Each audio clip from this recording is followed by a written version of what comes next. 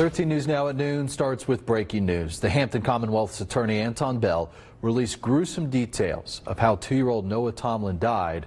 Tomlin disappeared over the summer. And now his mother, Julia, is charged with murder. Noah vanished back on June 24th, and on July 3rd, his remains were found at the Hampton steam plant. Nico Clemens was there as the Commonwealth's attorney released the information. Nico, what else did you learn? Dan, Ashley, like you just said, we got that heartbreaking news not too long ago. Hampton Commonwealth's attorney Anton Bell says, according to the medical examiner's report, Noah's cause of death is blunt force trauma and battered child syndrome. The report shows his mother, Julia, tortured her child. The report also revealed that Noah had multiple fractures, some old, some new, including fractures to the skull, fractures to the ribs and Noah's jaw. Bell described Noah's injuries as if a child had fallen several stories. The report also revealed that Noah's abuse was so gruesome, his bones stopped growing. But Bell says they're charging Tomlin with murder. He just revealed that not too long ago. They are charging Noah's mother with murder. We know police arrested Tomlin in June on felony child neglect charges. Search crews found Noah's remains at the Hampton NASA steam plant in July. We were there that same day. A judge denied Julia's lawyer's bond request later that month. And again, according to arrest warrants, Tomlin's felony child neglect charges are from June 22nd, 2 days before she reported Noah missing. The warrant accuses her of neglecting 3 kids, a 2-year-old and a 3-year-old and a 6-month-old baby. Here's Anton Bell.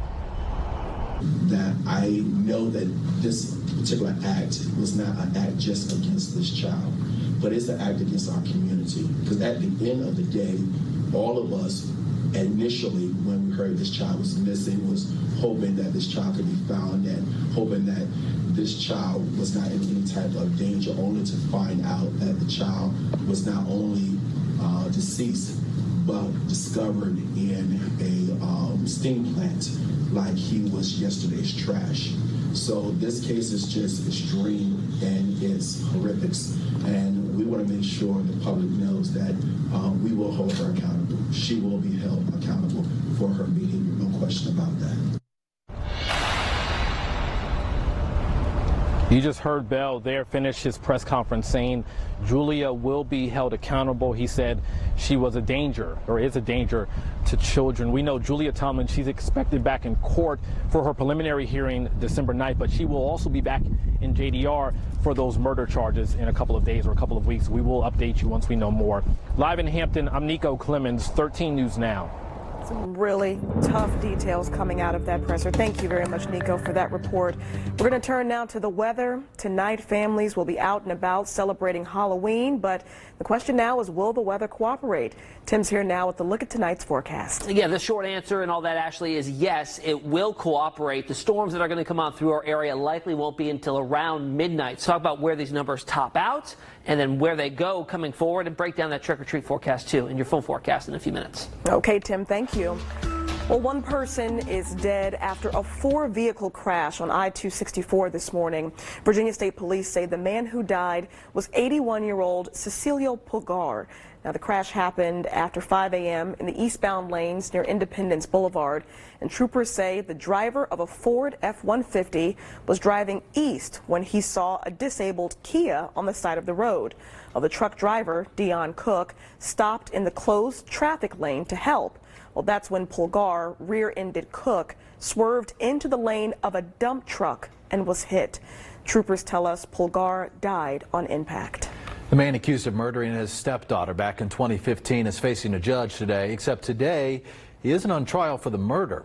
A judge will arraign Wesley Hadsell on drug charges. Megan Purrier has the latest from Southampton County. Today in court, a judge will make a ruling on motions filed by Wesley Hadsell's attorney. We've covered this case extensively since 2015, so stay with us on air and online throughout the day for more updates. In Southampton County, I'm Megan Purrier, 13 News Now. We move to this. Norview High School was put on lockdown this morning. Norfolk police were searching for a person of interest in a domestic incident. Well, that person has been found and is in police custody. The lockdown has since been lifted. Right now, crews in California are working to put out the massive wildfires creeping through parts of the state. We take a closer look at the damage next. Wildfire crews in California are working to put out several fires moving through the state. That's as thousands of homes and businesses hope for the best. ABC's Marcy Gonzalez has the latest. Urgent evacuations this morning in Southern California. Marcy Gonzalez, ABC News, San Bernardino, California. Today, lawmakers voted on the impeachment process resolution. The latest on the vote and the impeachment inquiry next. Now to Washington and the latest developments on impeachment. Members of the House voted in favor of a resolution laying out the impeachment process and procedures for open hearings. ABC's Rachel Scott has the latest. The House holding its first formal vote on a resolution that will open up the impeachment investigation that has been playing out behind closed doors, with Republicans and Democrats on 3 committees asking questions. And House Democrats are rapidly growing their witness list, now asking former National Security Advisor John Bolton to appear before congressional investigators. But Bolton's lawyer says he won't testify without a subpoena. Rachel Scott, ABC News, Capitol Hill.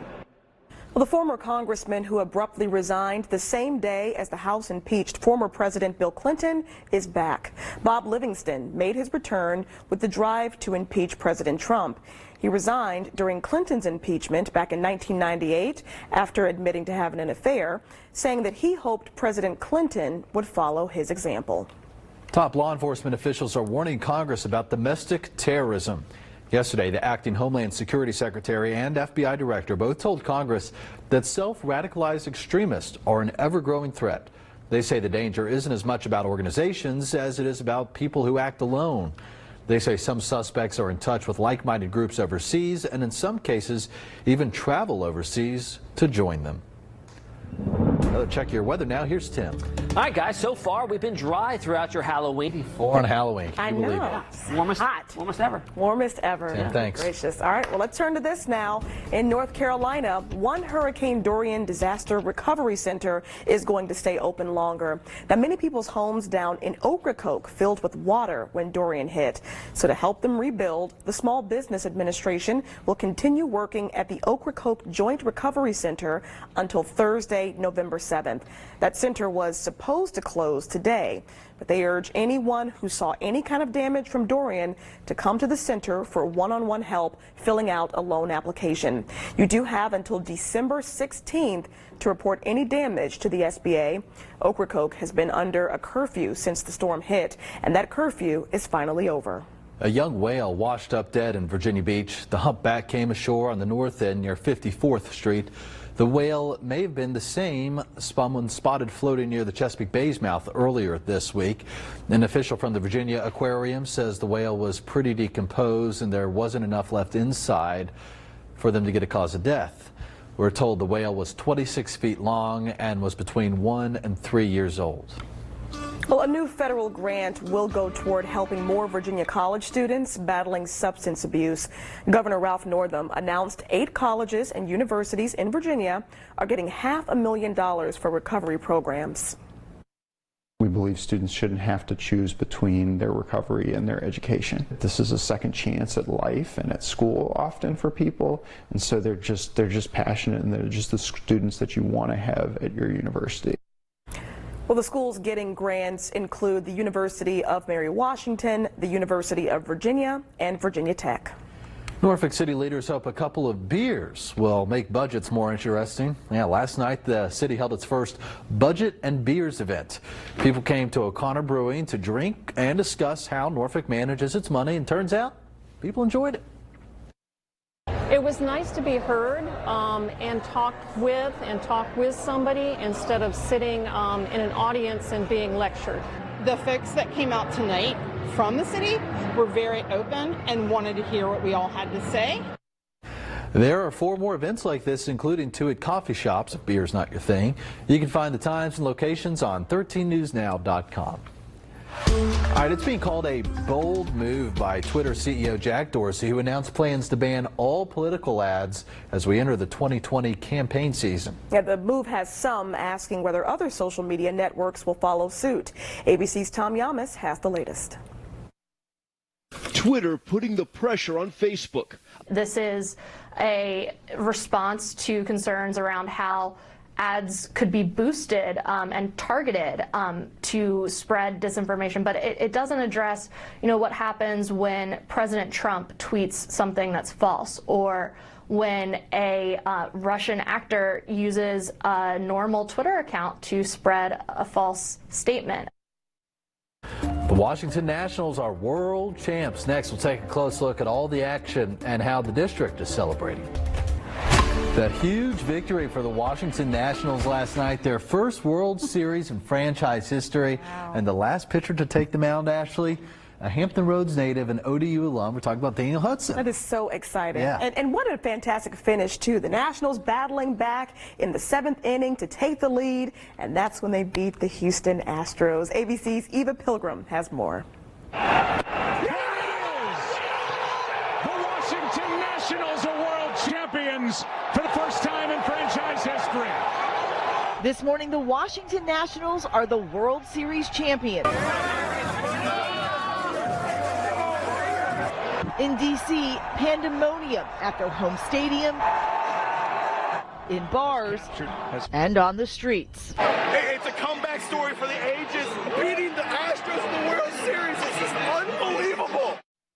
And the party continues now, I'm sure. The big parade to celebrate the victory is Saturday at 2 o'clock. And coming up next, more headlines and another look at your forecast.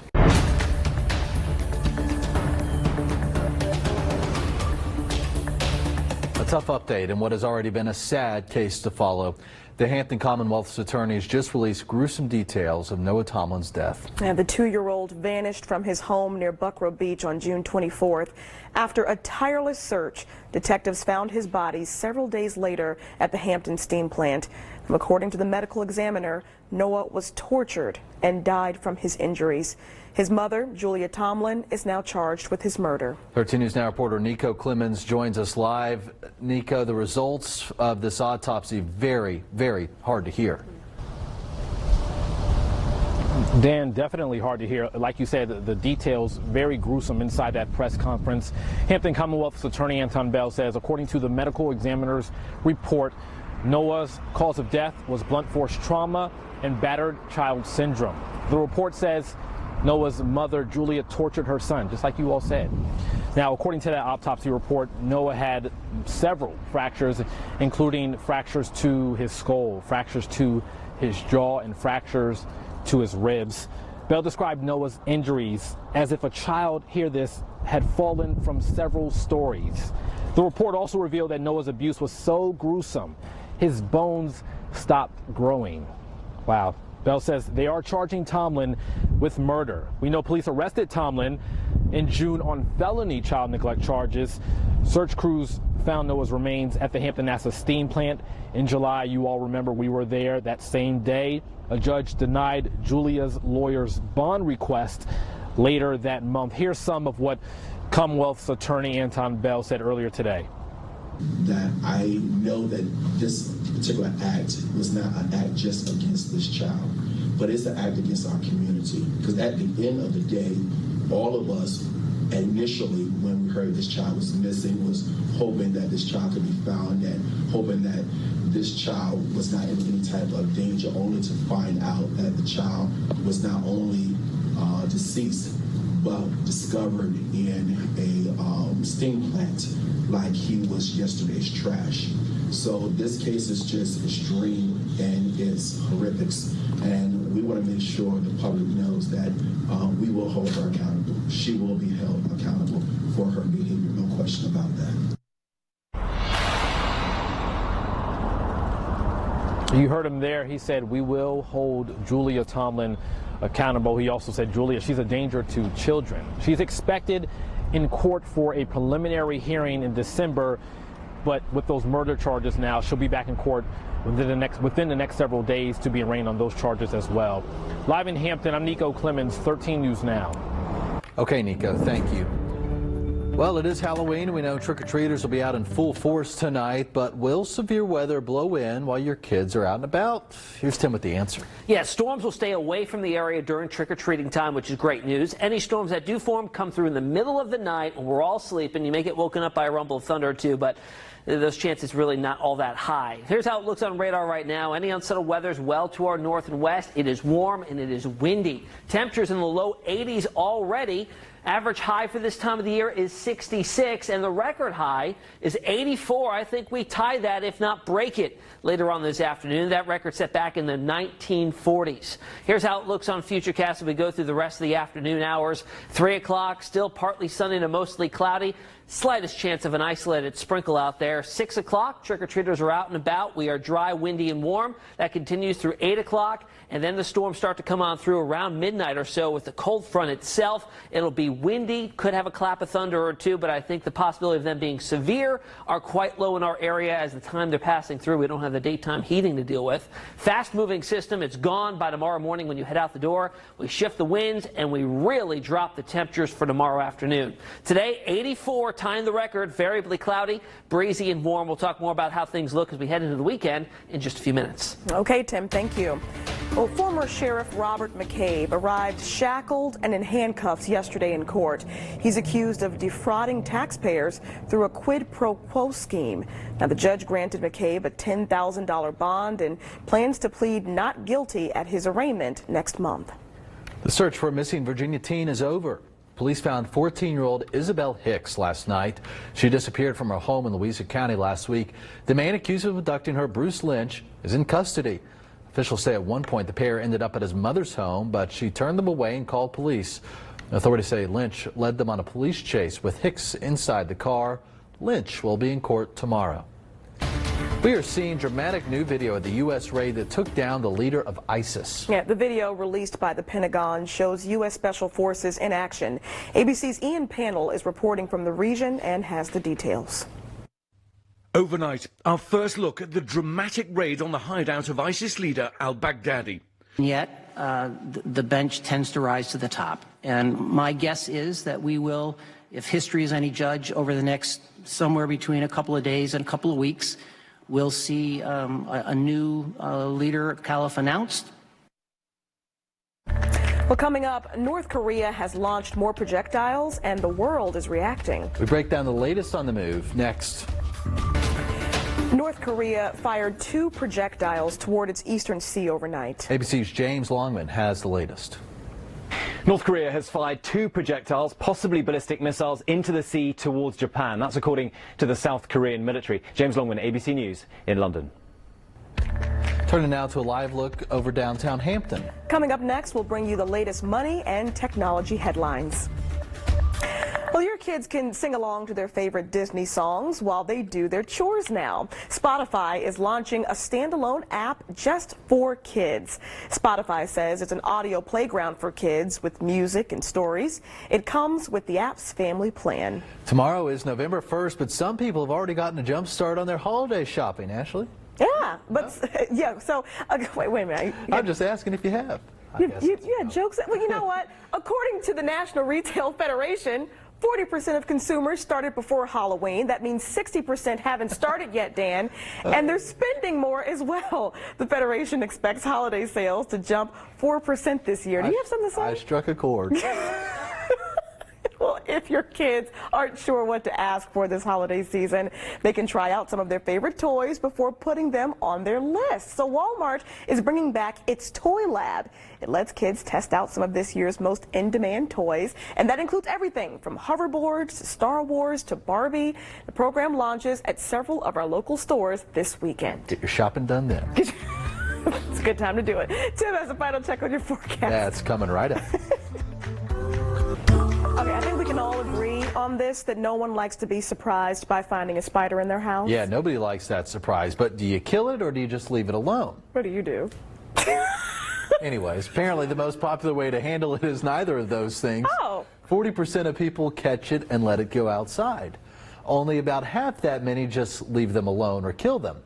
And women are way more likely to get someone else to handle it compared to men. That's when I got married. Wasn't it about love? All right, let's go outside and show you what it looks like on radar right now. All the Tim, thank you very much. Thank you. All right, well, that's 13 News Now at noon. Our next newscast is at 4. Hope you have a great day, everybody. A safe and happy Halloween. You can get the news all day long. 13newsnow.com. Take care.